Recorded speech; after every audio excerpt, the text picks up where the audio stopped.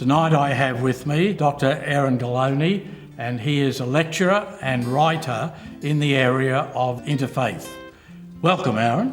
Thanks, Garth. Nice to have you with us tonight, and like to have a yarn about your understanding of interfaith.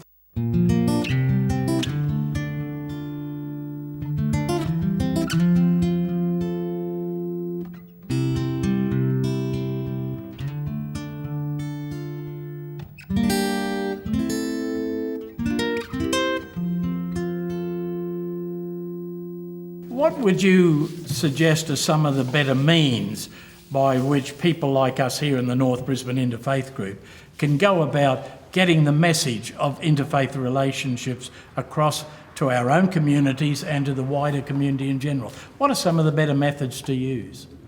Well, I guess I approach these questions as an educator. Right. And that's where we have a lot in common. Yes. We're coming from an educational perspective, yes. And so as a person teaching within a university context, I'm often called upon to teach about religious pluralism, religious diversity within the formal structures of the academic system.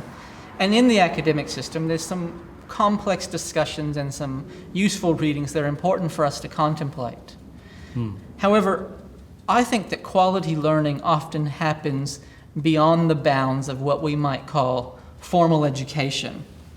And this is especially so when it comes to religious pluralism.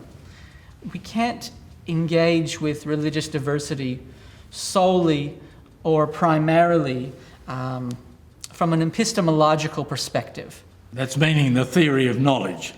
Yes, in other words, while there's value in comparing beliefs and comparing doctrines and comparing what you think is real and what I think is real, that only gets us so far.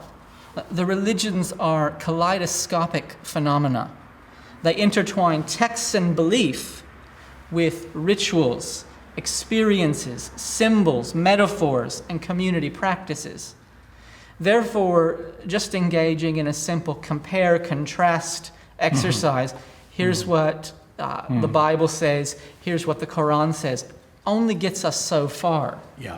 We can't separate questions of truth from questions of goodness, questions of beauty, and even questions of tradition.